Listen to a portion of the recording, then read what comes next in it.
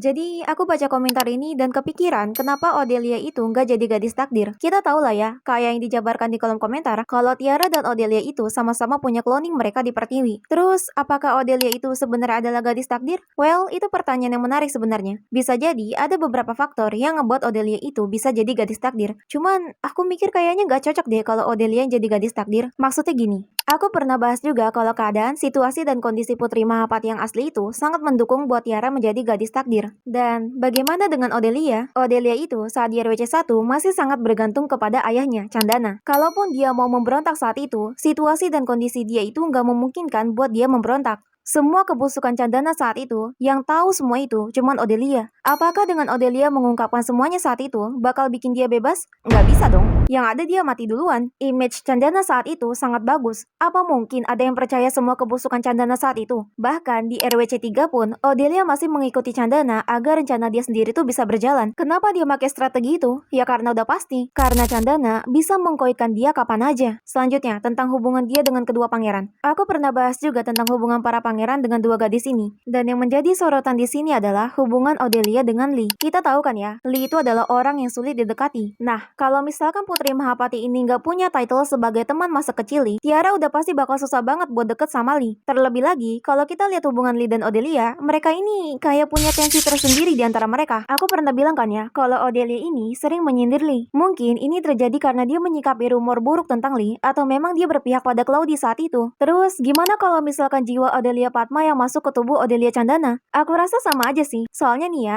benar-benar dijelasin kalau sikap dan kepribadian mereka itu sama persis. Dan mungkin pilihan yang diambil oleh Odelia Candana akan sama juga dengan yang diambil oleh Odelia Padma. Sedangkan Putri Mahapati ini banyak celahnya. Kita nggak tahu dia kayak gimana, sikapnya kayak gimana, kepribadiannya kayak gimana, entah dia ini sama persis dengan Tiara Jakarta atau enggak. Nggak tahu kan? Dan inilah yang ngebikin Tiara dengan mudah, apa ya aku bilang, meriset image Putri Mahapati. Dan posisi Putri Mahapati itu yang paling menguntungkan untuk jadi gadis takdir. Dan terakhir, terima kasih buat yang udah komen. Kalau menurut kalian, gimana?